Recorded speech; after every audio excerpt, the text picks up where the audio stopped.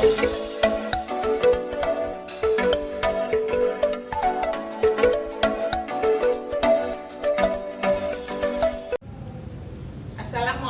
warahmatullahi wabarakatuh. Perkenalkan, nama saya Sri Mastura Sregar SH dengan nomor induk mahasiswa 211446417. Saya dari kelompok B, Pendidikan PKN PPG dalam jabatan Angkatan Pertama tahun 2022 di Universitas Muslim Nusantara Al-Wasliyah. Berikut ini adalah kartu peserta uji kinerja saya nomor 2022417213. Pada kesempatan kali ini, saya akan melaksanakan video pembelajaran untuk memenuhi penilaian uji kinerja. Untuk pembelajaran yang saya ambil pada hari Kamis, tanggal 6 Oktober 2022, pukul 10 sampai dengan 10.40 waktu Indonesia bagian Barat di kelas 12 IPA 2 di SMA Negeri 1 Pantai Cermin. Materi yang saya angkat pada hari ini adalah KD 31, menganalisis nilai-nilai Pancasila terkait dengan kasus-kasus pelanggaran hak dan pengingkaran kewajiban warga negara. Untuk pembelajaran ini, saya mengambil model pembelajaran Project Based Learning. Silakan untuk melihat video pembelajaran saya. Selamat pagi Ibu semua. Pagi Bu. Apa kabarnya, sehat? Sehat Bu. Sudah sarapan semua? Sudah Bu. Kalau pagi itu harus sarapan ya. Nah, sebelum kita mulai pembelajaran, alangkah baiknya kita berdoa dulu ya. Kita berdoa meminta supaya kita tetap sehat. Silakan Abi sebagai ketua kelas pimpin doanya ya. Duduk siap di depan, gerak. Sebelum mulai belajar, marilah kita berdoa menurut agama dan percaya masing-masing. Berdoa dimulai.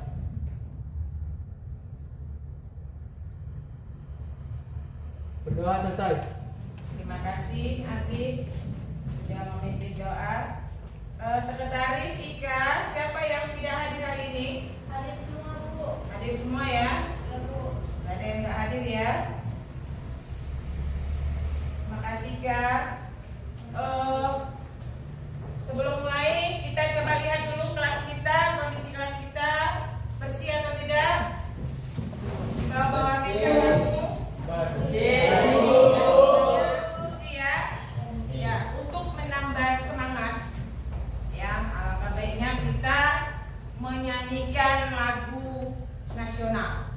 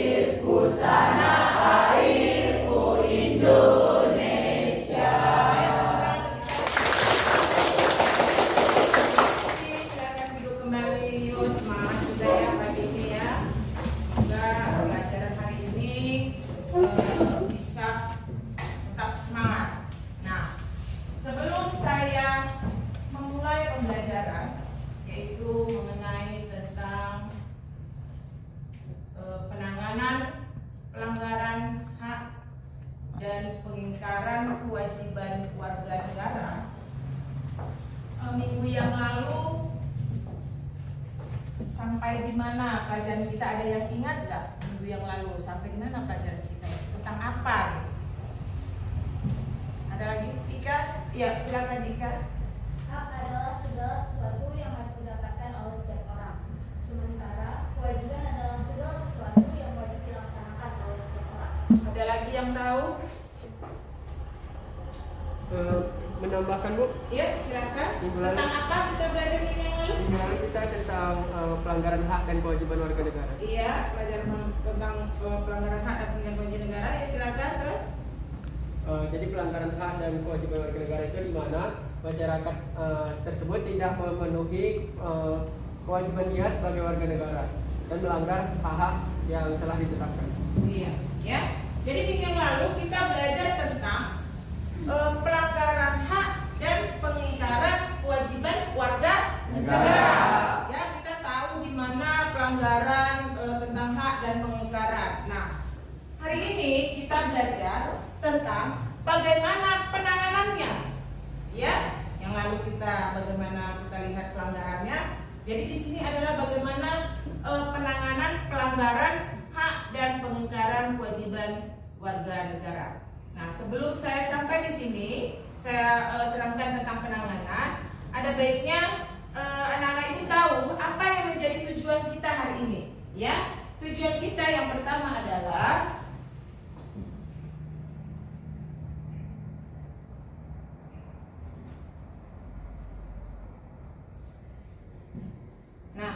saya ingin kita dapat menghargai perbedaan yang merupakan anugerah Tuhan Yang Maha Esa.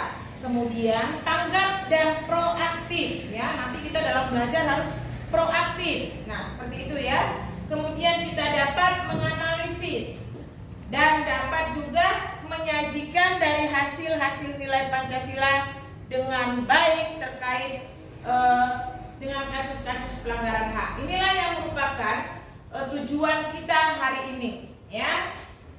Nah, apa yang menjadi upaya pemerintah dalam penanganan kasus hak dan pengingkaran kewajiban warga negara?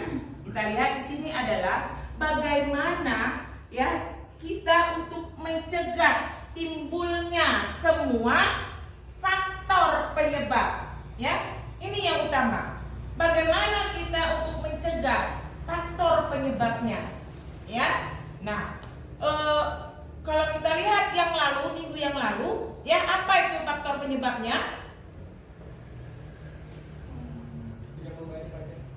Sikap egois, ya. Nah, gimana?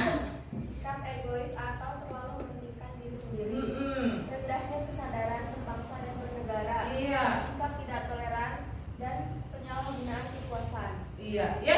Ini yang merupakan harus kita cegah, ya, dari ketiga-tiga ini. Supaya apa? Tidak terjadi pelanggaran dan pengingkaran kewajiban warga negara. Nah, bagaimana upaya pencegahannya? Kita lihat di sini, supremasi hukum dan demokrasi harus ditegakkan, ya. Kemudian para pejabat penegak hukum harus memenuhi kewajiban dengan memberikan pelayanan yang baik dan adil kepada masyarakat, ya, memberi pelindungan, menghindari tindakan kekerasan. Kemudian yang ketiga, bagaimana kita atau pemerintah mengoptimalkan peran lembaga-lembaga selain lembaga negara tertinggi yang berwenang seperti ada KPK, Ombudsman, kemudian ada KPAI, kemudian ada Komnas HAM dan Komisi Nasional Anti Kekerasan Terhadap Perempuan, ya. Nah, ini kita lihat bagaimana juga meningkatkan kualitas pelayanan publik untuk mencegah terjadinya berbagai bentuk pelanggaran hak dan pengingkaran kewajiban warga negara. Nih, kita lihat ada beberapa contoh, ya, upaya penanganan pelanggaran hak dan pengingkaran kewajiban warga negara. Kita lihat di gambar di sini bahwasannya ada, kita lihat apa itu? Anak-anak yang kena korupsi ya, gitu kan? Ya, Penangkapan karena apa? Karena karena bonceng bonceng tiga, terus tidak pakai helm. Karena Udah anak sekolah, kan gitu ya? Bonceng 3 lagi, ya belum tentu surat-suratnya lengkap. Nah ini juga merupakan pelanggaran, ya. Kemudian di situ di bawah ada apa ini? Ini kalau narapidana ya.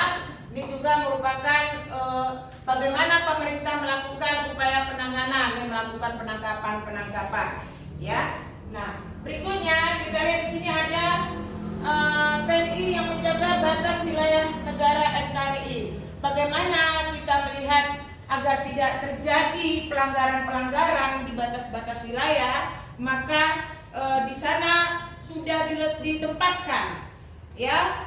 TNI agar apa? Menjaga batas-batas wilayah kita, baik batas darat, laut maupun udara, ya. Ini kita lihat di sini.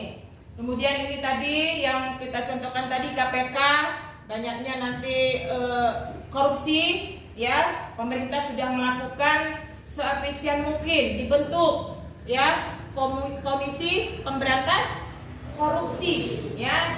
Ini juga sudah ada beberapa nggak kenal laki-laki atau perempuan ini ya. Kemudian kita lihat kembali bagaimana kalau dilihat dari gambar ini, apa yang ada di pikiran kamu? Coba, ayo, ada yang bisa? Dea, apa yang ada di pikiran kamu kalau kamu melihat ini? Kemudian ada ini palu nih, ya. Ini kan lembaga peradilan menjatuhkan vonis. lagi di sidang. Lagi ada penyidangan. Berarti melakukan sebuah apa namanya? Putusan. Kan begitu? Iya kan? Melakukan ini di dalam pengadilan. Ya, kalau kita lihat ini sebuah hakim ini ya kan, ketok palu. Kalau sudah diketok palu, maka putuslah. Masuk penjara. Iya, masuk penjara, ya. Nah, bagaimana kita membangun partisipasi masyarakat dalam upaya menangani terjadinya pelanggaran hak dan pengingkaran kewajiban warga negara? Ini kita lihat contoh sikap dan perilaku di lingkungan keluarga, ya. Yang pertama, apa itu? Hormat dan Hormat dan patuh kepada orang tua, ya. Saya yakin anak-anak ibu semua di sini, ya, pasti hormat dan patuh kepada orang tua, ya. Nah, yang kedua, menghormati saudara yang lebih tua, ya. Kalau saudara yang lebih tua itu apa? Kakak, abang, kan itu kan. Nah, yang ketiga, patuh pada aturan keluarga. Apa sih yang ada di aturan keluarga kamu? tidak boleh melawan orang tua. Tidak boleh melawan orang tua. Apa lagi? Nggak boleh pacaran. Ada lagi? Tidak boleh pulang malam. Ya, itu sebuah peraturan, ya, peraturan keluarga. Kemudian mengembangkan toleransi terhadap semua perbedaan. Tidak boleh membeda-bedakan. Di kelas, di sekolah kita ini banyak etnis, banyak suku, ya kan? Jadi tidak ada membedakan, sama. Semua mendapat pendidikan, tidak dibedakan, ya. Yang terakhir ada membina sikap kerja sama. Sekalipun kita berbeda, inilah cara kita, perilaku yang harus kita buat supaya apa? Bekerja sama agar tidak terjadi. Ini cara penanganannya, ya, untuk di sikap diri kita. Yang kemudian di lingkungan sekolah. Nah, ini kita lihat di lingkungan sekolah, hormat dan patuh kepada guru. Kira-kira anak ibu ini semua hormat nggak sama patuh sama guru? Hormat. Ya, hormat ya. Hormat. Nah, yang kedua, mematuhi tata tertib sekolah. Mematuhi tata tertib sekolah. Yang ketiga, mengembangkan sikap toleransi kepada seluruh warga Sekolah. Tidak ada yang membedakan, kita harus ada toleransi. Yang keempat apa? Menghargai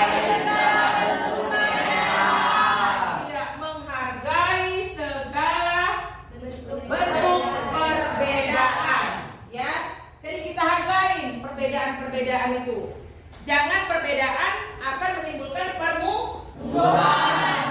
Ya, ini di lingkungan sekolah. Selanjutnya di lingkungan masyarakat, menghormati orang lain, ya, mematuhi peraturan. Kemudian gemar melakukan bakti Masyarakat. Kalau menghormati orang lain, saya yakin kamu pasti tahu. Mematuhi peraturan juga yakin, di sekolah juga banyak peraturan. Tadi di rumah juga ada peraturan. Nah, gemar melakukan bakti masyarakat ini bagaimana? Bergotong royong, ya. Kalau kamu sebagai pelajar pernah nggak bergotong royong di rumah, di masyarakat? Pernah. Pernah, ya. Yakin ya? Yakin. Harus. Kenapa? Kamu yang lebih muda, jangan yang tua-tuanya. Kamu generasi mudanya. Ini kadang-kadang kita lihat yang tuanya gotong royong, yang mudanya tidur. Ya, tapi itu jangan dilakukan lagi. Oke? Bisa ya semuanya? Bisa, Nah, Bu. contoh sikap perilaku berbangsa dan bernegara. Di sini menghormati orang lain, gemar melakukan kegiatan keamanan. Ini biasanya apa? Siskambling ya. Ada di sini yang pernah jaga malam? Belum ya, karena masih pelajar ya. Iya. Kemudian mematuhi tata tertib dan norma yang berlaku. Yang keempat, membina persatuan dan kesatuan. Cara kita membina persatuan dan kesatuan, seorang pelajar harus ngapain? Kerja kelompok bisa. Kemudian apa? Jangan melakukan tawuran. Karena tawuran itu adalah salah satu pemecah. Ya, ini dia. Nah, kemudian dari yang saya paparkan tadi, ada yang mau ditanyakan? Oke, silakan. Kan pemerintah udah berupaya untuk membuat peraturan negara, tapi kenapa masih banyak masyarakat yang melanggar aturan itu? Ya, pemerintah sudah berupaya melakukan membuat peraturan negara. peraturan, ya. Tapi kenapa masih banyak yang melakukan pelanggaran? Yuk, salah satunya ada yang bisa jawab? Ada? Iya, apa, Habib? Salah satunya itu adalah kurangnya kesadaran masyarakat. Iya, kurangnya kesadaran masyarakat. Terutama apa? Kesadaran masyarakat yang tadi kita sebut minggu yang lalu kita sudah belajar. Faktor internalnya dulu. Ya kan? Ya. Egois. Apalagi? Tidak toleran. Apalagi? Penyalahgunaan kekuasaan yang eksternalnya, ya kan? Penyalahgunaan IT. Kan itu kan? Nah, ini adalah salah satunya. Pemerintah sudah melakukan, berupaya membuat peraturan-peraturan, tapi kadang-kadang sikap egois kita sulit memang. Ya, tinggal bagaimana kembali sama diri kita sendiri untuk melakukan yang terbaik, untuk mematuhi segala peraturan. Ya, karena apa? Jangan hak kita saja yang harus kita tuntut, tapi kewajiban kita tidak kita laksanakan. Ya, ada lagi? Bisa? Dea? Ya, ada lagi yang mau bertanya? Ya, silakan. Apabila masyarakat memberontak tentang peraturan negara, apa sih kira-kira yang mereka dapatkan? Nah, apabila masyarakat memberontak, apa yang kita dapatkan? Yang ada apa? Hah? Bisa dijauhi, tapi intinya adalah kerugian. Kerugian yang sama diri kita. Kenapa? Kita lihat demon. Ya kan? Demon. Ya, melakukan demonstrasi. Yang rugi siapa? Kita. Diri kita sendiri. Makanya saya katakan tadi, sebagai pelajar bagaimana kita tadi yang contoh-contoh tadi, ya, di keluarga, di sekolah, berbangsa dan bernegara ini kita lakukan supaya agar lebih baik, ya. Nah, saya rasa cukup di situ. minggu yang lalu kita sudah ada tugas ya dari KPD yang kamu kerjakan untuk kita melakukan bentuk kelompok ya. Ayo silakan coba kita bentuk kelompok supaya kita bisa sharing lagi ya tentang bagaimana penanganan tersebut. Ya, silakan bentuk kelompok.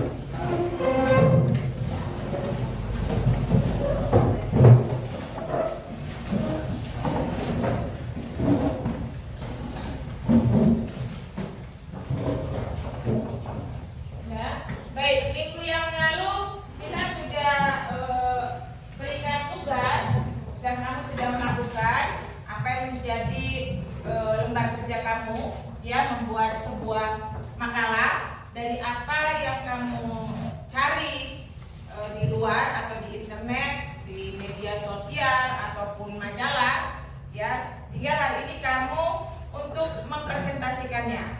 Ya, udah selesai semua? Sudah ya. Ya, coba saya mau kelompok 1 dulu untuk mempresentasikan. Mana kelompok 1? Ya, silakan maju kelompok 1.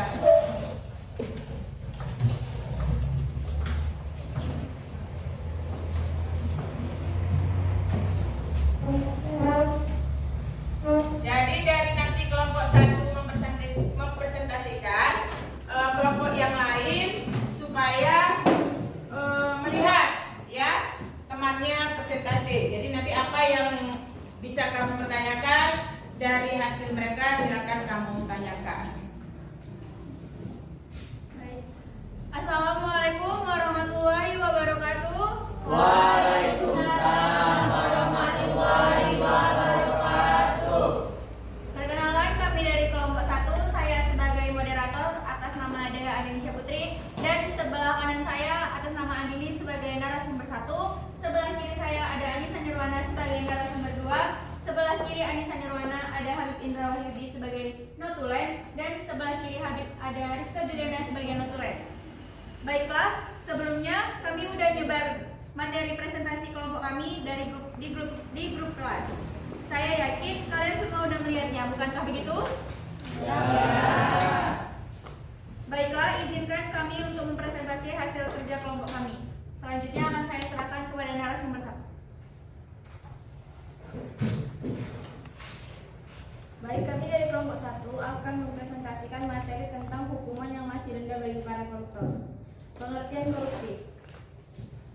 Pengertian korupsi dalam undang-undang antara lain tertuang dalam pasal 1 ayat 1 yang berbunyi, barang siapa dengan melawan hukuman melakukan perbuatan memperkaya diri sendiri atau orang lain atau suatu badan yang secara langsung atau tidak langsung merugikan keuangan negara dan atau perekonomian negara, atau diketahui atau patut disangka oleh bahwa perbuatan tersebut merugikan keuangan negara atau perekonomian negara.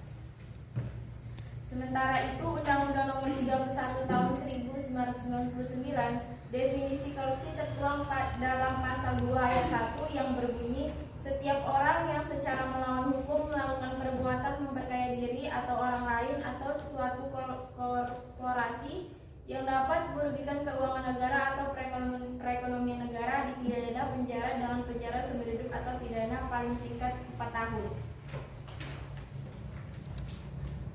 Penyebab korupsi. Yang pertama, iman yang tidak kuat. Yang kedua, sifat tamak manusia. Yang ketiga, moral yang kurang kuat. kuat, yang keempat gaya hidup yang konsumtif. Korupsi berdampak besar pada Indonesia. Salah satunya tata ekonomi seperti larinya modal luar negeri, tata sosial budaya seperti revolusi sosial, tata polisi seperti pengambilan alihan kekuasaan, tata administrasi seperti tidak efisien. Hukuman untuk para koruptor, yang pertama pidana mati, yang kedua pidana penjara, dan yang terakhir pidana tambahan. Baiklah, mungkin sampai sini saja presentasi kami. Saya tidak akan menghabiskan bahan ini karena kami sudah men-share-nya di grup WA. Terima kasih. Baik, kami di sini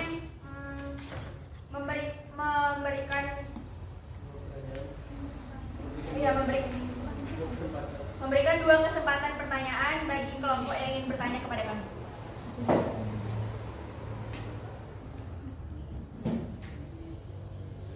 Perkenalkan, nama saya Fasya Komentari, saya dari kelompok 4 ingin bertanya.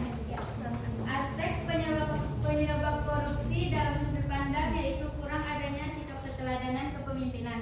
Mengapa hal tersebut bisa menjadi dampak terjadinya korupsi? Ya, terima kasih Fasya pertanyaannya. Lanjut, satu pertanyaan lagi dari kelompok. Ya, silakan.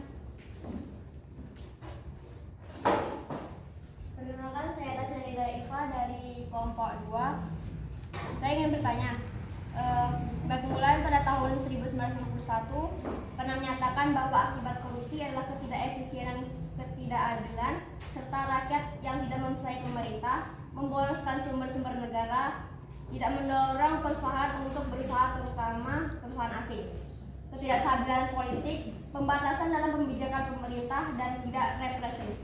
Coba berikan beberapa contoh mengenai akibat-akibat korupsi. Iya, baik. Terima kasih. 2 pertanyaan yang izinkan kelompok kami untuk berdiskusi untuk menjawab pertanyaan tersebut.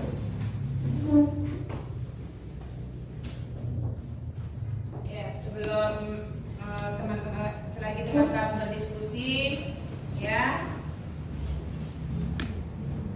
silakan nanti mana tahu ada yang mau menambahkan masukan-masukan.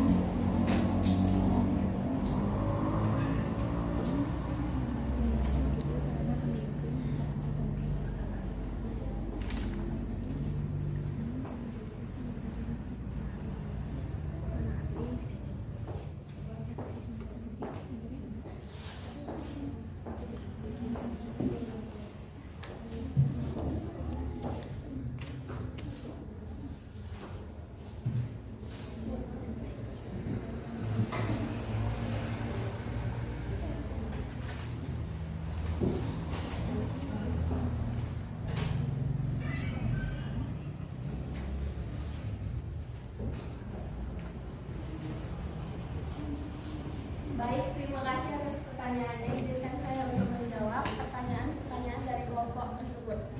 Yang pertama, dampak terjadinya korupsi karena kurangnya adanya sikap keteladanan pemimpin. Pemimpin adalah panutan bagi bawahannya. Apa yang dilakukan oleh pemimpin merupakan contoh bagi bawahannya. Apabila pemimpin memberikan contoh keteladanan melakukan tindak korupsi, maka bawahannya juga akan mengambil kesempatan yang sama dengan atasannya.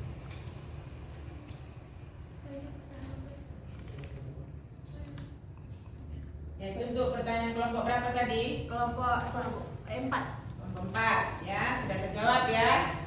Ya, oke, selanjutnya. Dan pertanyaan kedua yaitu akibat terjadinya korupsi adalah tata ekonomi seperti larinya modal ke luar negeri, gangguan terhadap perusahaan, gangguan penanaman modal, tata sosial budaya seperti revolusi sosial, ketimpangan sosial, dan tata politik seperti pengambilan alih kekuasaan, jalannya bantuan luar negeri, dan hilangnya kewibawaan pemerintah, ketidakstabilan politik. Baik, terima kasih. Itu saja mungkin jawaban dari saya. Lebih dan kurang mohon maaf. Terima kasih. Ya, oke, kasih aplaus.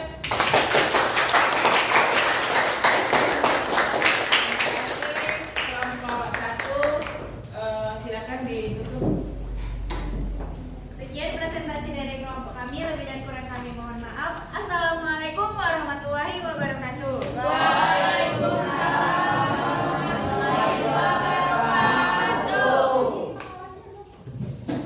Ya, sini makalahnya.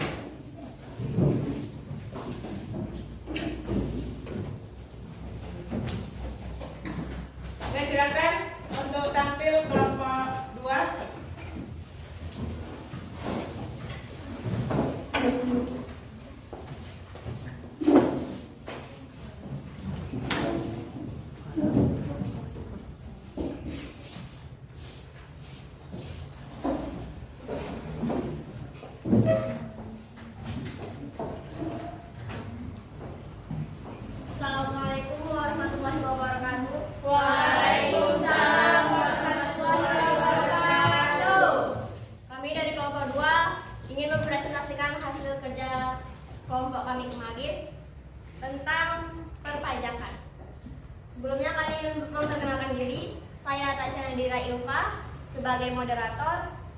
Dan di sebelah kanan saya ada Dewi Tri sebagai narasumber 1. Sebelah kiri saya ada Raja Dia Purba sebagai narasumber 2. Sebelahnya lagi ada Sevi Anggraini sebagai narasumber 3 dan Juliana Hirza sebagai notulen. Baik, selanjutnya akan saya serahkan kepada Dewi Tri untuk menjelaskan materi kami. Kami dari kelompok 2 akan mempresentasikan tentang rendahnya kesadaran warga dalam membayar pajak. Sebelum masuk ke inti topik, saya akan terlebih dahulu memberikan penjelasan tentang pajak. Jadi, pajak adalah kontribusi wajib kepada negara yang terutang oleh orang pribadi atau badan yang bersifat memaksa berdasarkan undang-undang. Sesuai falsafah undang-undang perpajakan, membayar pajak bukan hanya merupakan kewajiban, tetapi merupakan hak dari setiap warga negara untuk ikut berpartisipasi dalam bentuk peran serta terhadap pembiayaan negara dan pembangunan nasional. Selanjutnya, jenis-jenis pajak. Berikut beberapa jenis pajak yang harus kita tahu. 1. Pajak penghasilan atau PPh. 2. Pajak penjualan atas barang mewah atau PPNBM. 3. Bea materai. 4. Pajak bumi dan bangunan. Sekian pembahasan dari saya. Mungkin selebihnya bisa kalian lihat lagi di grup kelas.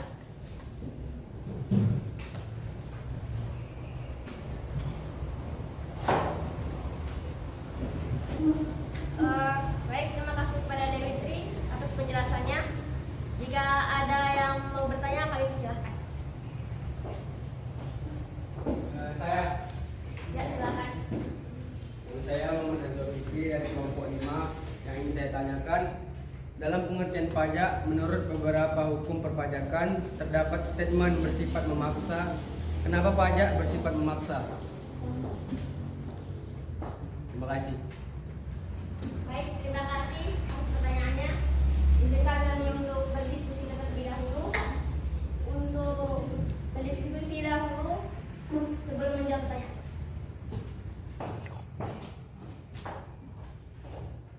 Baiklah, saya akan menjawab pertanyaan dari kelompok 5.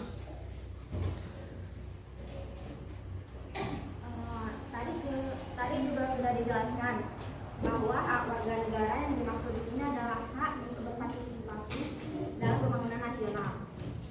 Sama-sama kita ketahui bahwa kita harus menaikkan kewajiban terlebih dahulu. Setelahnya kita akan mendapatkan hak. Dalam hal ini, setelah kita membayar pajak sebagai kewajiban, kita bisa mendapatkan hak kita dalam bentuk fasilitas publik yang dibangun menggunakan dana yang bersumber dari pemerintah. Sekian dari kami. Ya, itu jawaban dari kelompok 2 untuk kepada kelompok 5. Yuk, kasih aplaus semuanya. Terima kasih pada kelompok 2. Silakan untuk menutup. Mungkin sekian saja dari kami. Jika ada kekurangan, kami mohon maaf dan terima kasih. Assalamualaikum warahmatullahi wabarakatuh. Waalaikumsalam warahmatullahi wabarakatuh.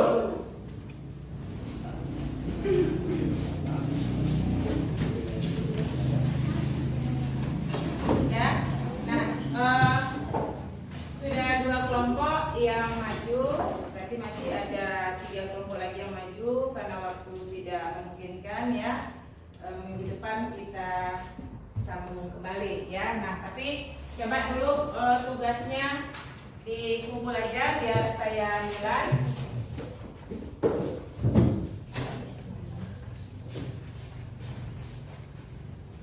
Terima kasih. Ya, nah ini akan saya nilai dari tugasnya.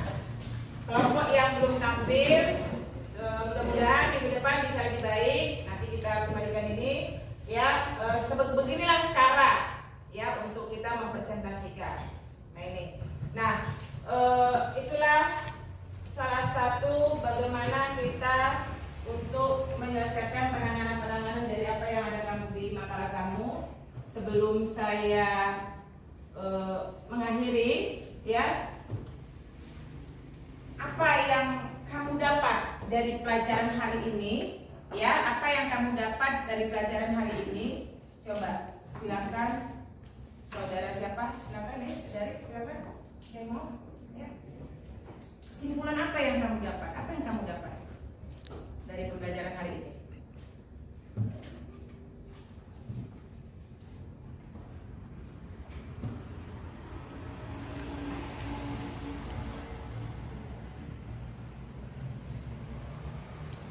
Ayo, apa kesimpulan yang kamu dapat?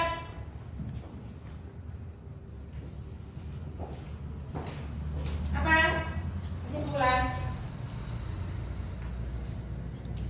Ya, silakan kelompok 1 untuk memberikan kesimpulannya. Yang pertama tentang korupsi. Silakan berdiri, Nak. Yang pertama tentang korupsi yaitu menghambat pembangunan karena merugikan negara dan merusak sendi-sendi kebersamaan dan mengkhianati cita-cita perjuangan bangsa. Yang pertama itu tentang korupsi, di mana korupsi itu adalah sebuah tindakan yang tidak baik karena akan merugikan negara, terutama dalam BUMN ataupun dalam pendapatan per kapita negara. Yang kedua itu adalah tentang kelompok 2 tadi, tentang perpajakan, di mana jika kita tidak taat pajak itu akan menghambat pengeluaran devisa negara. Iya. Nah, terima kasih saudara Adit dan Dea sudah memberikan kesimpulannya. Ya, intinya bahwasanya pembelajaran hari ini adalah untuk diri kita juga. Ya, apa yang kamu presentasikan tentang korupsi dan kewajiban serta hak kita. Ya. Nah, saya beri kesimpulan bahwasanya pelanggaran hak dan pengingkaran kewajiban warga negara biasanya disebabkan oleh tingginya sikap egoisme yang dimiliki oleh setiap warga negara, sehingga yang ada di pikirannya hanya sebatas bagaimana cara mendapatkan haknya, sementara kewajibannya dilupakan.